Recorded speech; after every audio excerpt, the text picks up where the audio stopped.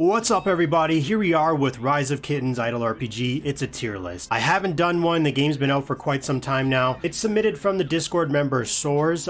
Big shout out here from the Rise of Kitten Discord. Link in the description if you're interested. I'm going to be going over my thoughts from my experience playing because overall I agree with the majority of the hero or cat placements in this image. I am a free to play, so that's going to be my perspective, and I think this is a good starter point of base information for new players or maybe existing players who are not really familiar with what they're doing. Now, some heroes I haven't fully tested out, such as those divine heroes, Sun Wukong, or the recently added ones. I think there's been like 3 or 4. Another food for thought is this game I find heavily relies on team synergy, such as running 1 or 2 main DPS and specific supports to enhance their survivability and damage. Let's dive into this tier list and let's get it.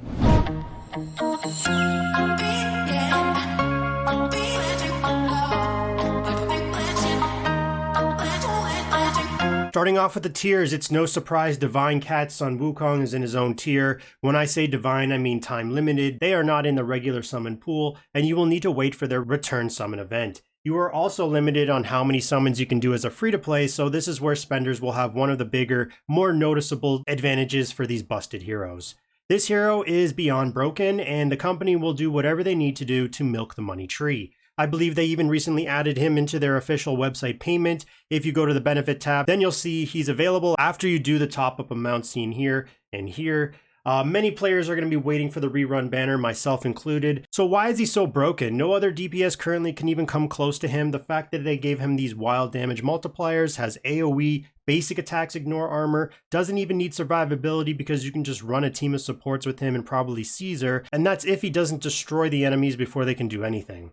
Definitely a cheat code, and if you can obtain him with investment, the game becomes a cakewalk. Typical lineups I see with him are Caesar, Wukong, Lu Bu, Wu Zetian, Zhao Yu, and either Demon Cao Cao, Chow Chow, however you want to say it, not to be confused with the regular Wei faction one, or maybe another support like Grandpa Peaches. Moving into the SS tier, we have quite a few options mixed in with support, DPS, and tank. So the first one being Wu Zetian, I believe is the best support healer in the game right now, and it helps she is from the regular faction Wei. Very easy to gain copies of, stuns all of the units when below 50% HP, which can easily clutch situations where you might lose. But because of that stun, it's going to allow you to win. It can only be triggered once per battle though.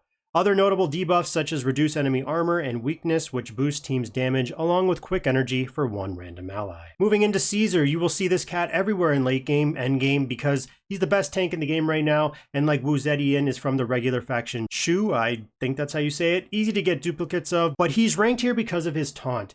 Can apply it off his ultimate, which is AoE, or off his basic attacks. There's really not much else to say here. He's a damage soaker for your team, and Dominator passive is pretty sweet with that execute. Moving over to Alexander. I actually like Alexander more than Lu Bu, to be honest. It could be my playstyle, but Alex puts out some nice DPS numbers. The main reason is because of his ultimate doing damage equal to a percentage of the enemy's max HP. Why is this good? Enemies are naturally going to get stronger, higher stats, one of them which is going to be their HP, especially works great on bosses. He has AoE, but the other neat skill set of his is the camp debuff. It gets applied to enemies and at the end of each turn deals damage. There's other ways this can be triggered, such as upon his death or if he gets controlled. However, no survivability, building glass cannon is why he's a second choice DPS and not the main carry. Once again, from the regular faction Wu. Moving into Zhao Yu, another support like Wu Zetian, but serves a different purpose. Now, although he can heal off his basic attacks, main purpose for me at least is his ultimate, which gives death immunity to your highest DPS, aka main carry. Like many of these idle gachas, when that carry dies, you lose because that's the formula when you start out. Find a strong or strongest hero in the game available and just fully invest into them. So with that death immunity, it allows for easier progression, and also has this weird passive where it's percentage based if it's going to happen. At the start of each turn, there's a possibility all allies will gain buffs of attack, crit, and crit damage, and accuracy. He is also from the regular faction Wu. Both him and Wu Zetian seem to be the core supports in this game due to the skill set and availability.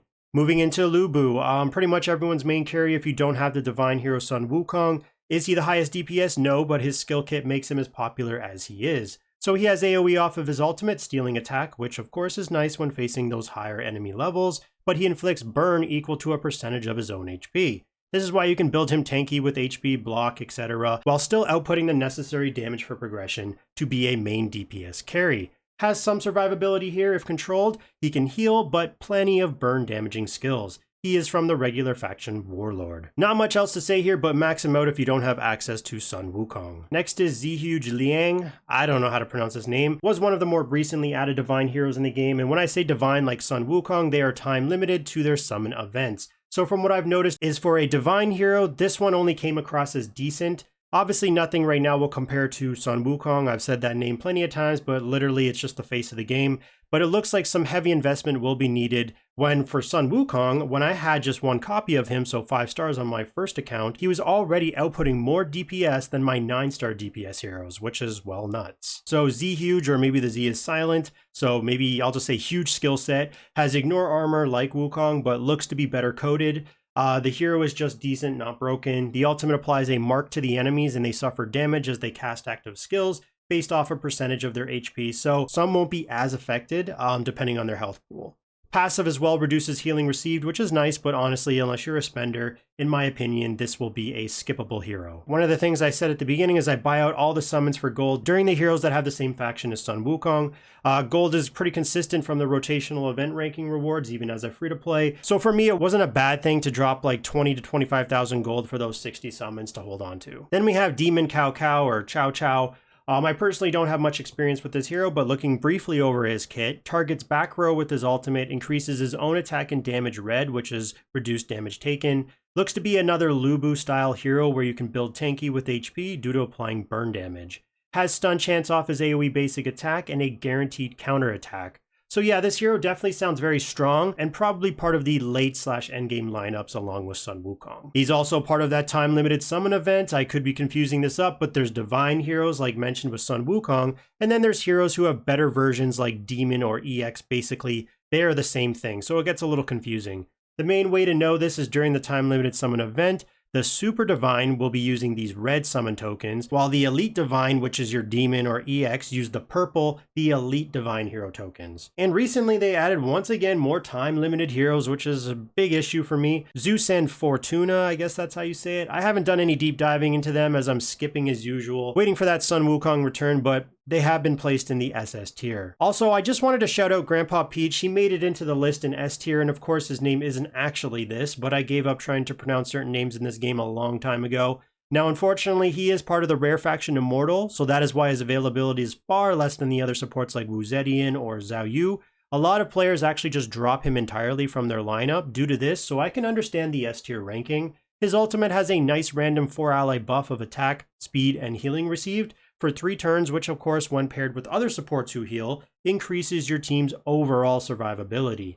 As usual, has basic attack AoE heals, and a upon death heal, however it is percentage based on a chance of happening, which I really do hate. So in terms of where to slot this Peach Man in your lineup, he is most likely third in terms of support choice. For me it would go Wu Zetian, Zhao Yu, and then the Peach Man himself. However, as a free-to-play like myself, since summons are limited and takes time to save them up, I wouldn't recommend using your faction summons on the Immortal faction, so the majority of players will end up benching him due to low stars. And to quickly end off this video, honorary mentions which would have importance in the faction tower, which opens after you beat the main tower stage of 300. From the Wei faction you have Nobu. The Shu faction, you have Genghis Khan, Zhao Yun, and Wei Yan. Apologize if I'm butchering these names. The Warlord faction, you have King Arthur, Dia Chan. Demon faction, you have Kaguya, Hades, Ares, and Susanoo. And then finally for the Immortal faction, you have Poseidon, Artemis, and Venus. Hopefully this helps you on your journey, whether an existing or new player. As always, thanks for watching, and stay tuned for the next one.